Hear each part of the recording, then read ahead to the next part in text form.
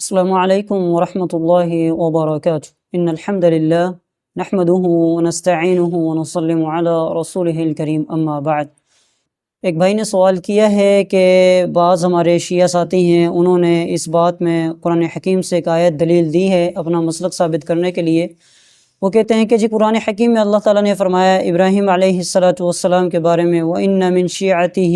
لَإِبْرَاهِيمَ، تو یہاں سے مسلک اہل تشیع ثابت ہوتا ہے کہ ابراہیم علیہ السلام شیعہ تھے، لہٰذا آپ اس کا جواب دیں کہ کیا واقعی قرآن حکیم سے شیعہ مسلک ثابت ہوتا ہے یا نہیں ہوتا۔ سب سے پہلے آئیں ہم تو آپ کو دلیل دیتے ہیں کہ ابراہیم علیہ السلام کو صرف اللہ تعالیٰ نے شیعہ ہی نہیں کہا، اللہ تعالیٰ نے ابراہیم علیہ السلام کو حنیفا مسلمہ بھی کہا ہے۔ سورہ آل عمران آیت نمبر 67 کو اگر آپ اٹھائیں تو اللہ رب العالمین نے کیا فرمایا؟ ما کان ابراہیم یہودیا ولا نصرانیا ولکن کان حنیفا مسلما،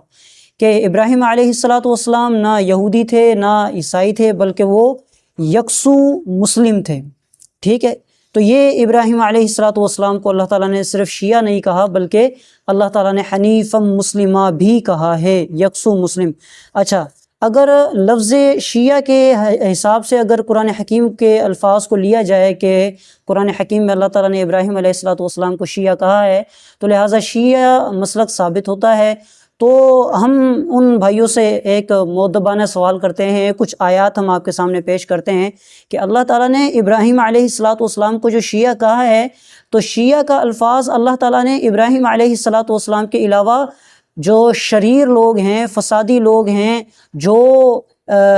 کفار ہیں، بت پرست ہیں، فرعون کے پجاری ہیں، ان کے لیے بھی اللہ تعالیٰ نے شیعہ کا الفاظ قرآن حکیم کے اندر استعمال کیا ہے۔ جس طرح اگر آئیں تو قرآن حکیم کے اندر میں آپ کو بتاؤں کہ سورہ انعام کے اندر اللہ رب العالمین نے کیا فرمایا۔ سورہ انعام اگر آپ اٹھائیں تو اس کے اندر آپ ذرا دیکھیں، آیت نمبر 64 ہے، اللہ تعالیٰ نے کیا فرمایا کہ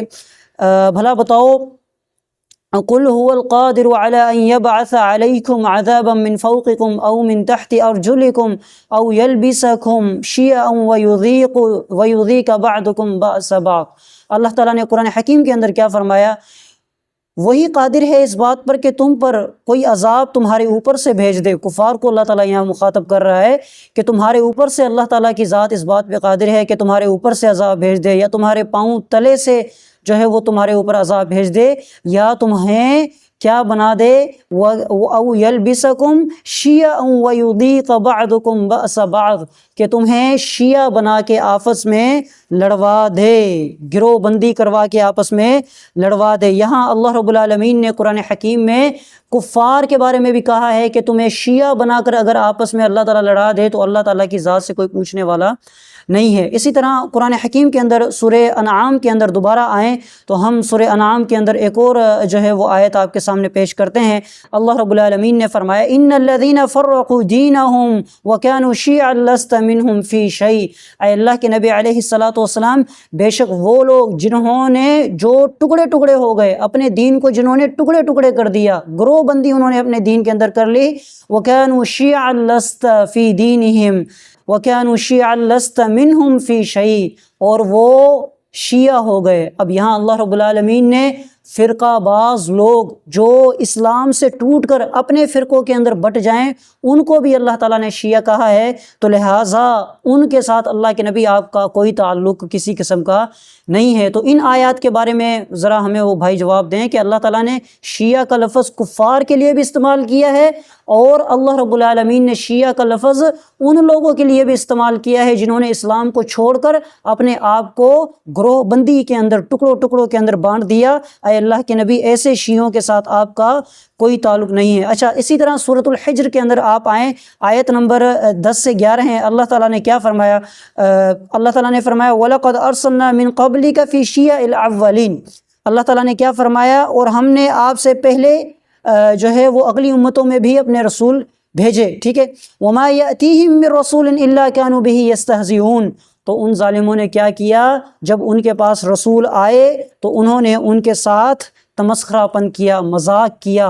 یہاں اللہ رب العالمین نے شیعہ کا لفظ ان لوگوں کے لیے بھی استعمال کیا ہے جن لوگوں نے انبیاء کے ساتھ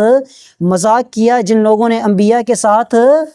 ٹھٹھا کیا، جن لوگوں نے انبیاء کے ساتھ بدتمیزی کی، یہاں اللہ تعالیٰ نے ان کے لیے بھی شیعہ کا لفظ استعمال کیا ہے۔ اچھا، اب آئیے قرآن حکیم کے اندر ہم آپ کے سامنے کچھ اور آیتیں بھی پیش کرتے ہیں، پھر ان بھائیوں سے ہمیں ذرا بتائیں کہ ان آیتوں کا اندر اللہ رب العالمین نے جو لفظ شیعہ بیان فرمایا ہے اس کا کیا مقصد ہے۔ سورہ قصص کے اندر آئیں تو آپ ذرا دیکھیں کہ فرعون کے پجاریوں کے لیے بھی اللہ تعالیٰ نے کیا فرمایا کہ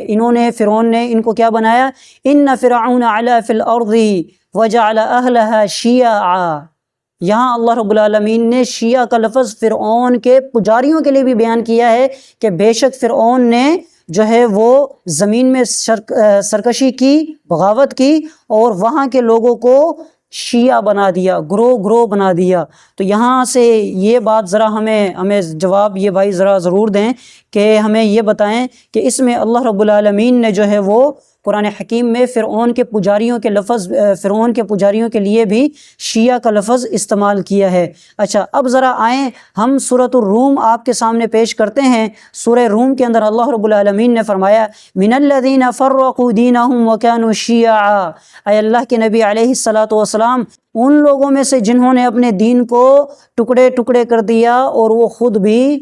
گروہ ہو گئے۔ تو یہ آیتیں ذرا ہمیں بتائیں کہ ان آیتوں کے اندر اللہ تعالیٰ نے جو ہے وہ کفار کے بت پرستوں کے لیے بھی اللہ تعالیٰ نے جو ہے وہ قرآن حکیم کے اندر بیان فرمایا۔ سورۃ الانعام آیت نمبر 160 کے اندر اللہ تعالیٰ نے بالخصوص ان لوگوں کے لیے بیان فرمایا کہ جو لوگ جنہوں نے اللہ کے ساتھ شرک کیا، اللہ کے ساتھ بغاوت کی اور انبیاء کو جھٹلایا۔ سورہ انعام، سورہ قصص، یہ آیتیں ہم نے آپ کے سامنے پیش کی ہیں۔ تو ان آیتوں میں اللہ تعالیٰ نے شیعہ کا لفظ ابراہیم علیہ السلام کے علاوہ تو اللہ تعالیٰ نے فرعون کے پجاریوں کے لیے، کفار کے لیے، جو دین کے اندر ٹکڑے ٹکڑے جنہوں نے اپنے دین کو کر دیا، ان کے لیے بھی اللہ تعالیٰ نے شیعہ کا لفظ استعمال کیا ہے۔ تو ان آیات کے بارے میں ہمارے وہ بھائی کیا جواب دیں گے؟ تو معنی مختصر خلاصہ کیا کہ قرآن حکیم میں اللہ رب العالمین نے جو شیعہ کا لفظ ابراہیم علیہ السلام کے لیے بیان کیا ہے، معنی کیا؟ گروہ بندی کے لیے،